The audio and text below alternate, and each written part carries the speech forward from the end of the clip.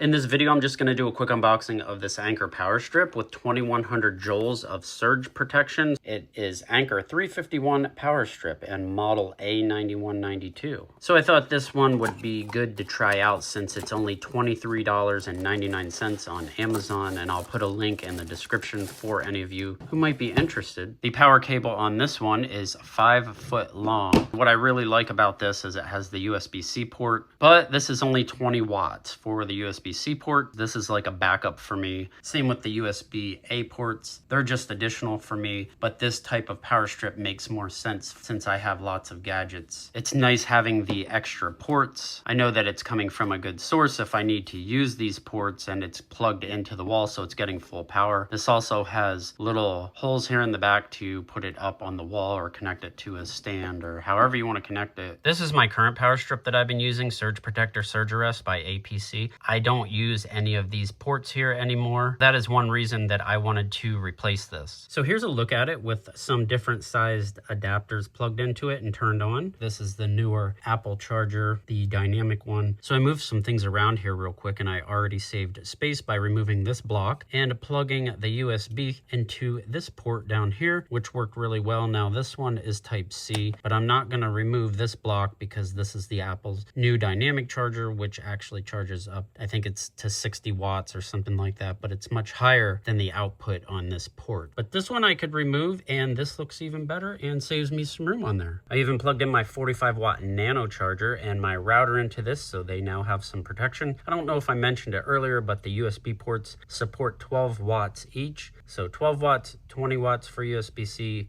and 12 watts on that USB port. And one thing I did want to mention with this power strip, I noticed already plugging in these block adapters already started taking up some space there. So if I wanted to, say, unplug this one, which is a fairly big plug, and try and squeeze that into here, it actually does fit. See it right there? It actually does fit. You have a small real estate here to work with, even though this is a very nice surge protector. But that is just something to be aware of with this one, if you have lots of gadgets to plug in. But anyway, that's all I had for you guys. Just a quick basic video of this power strip. If you like this video or you found it helpful, hit that like button, subscribe if you want, and I will see you guys in the next one.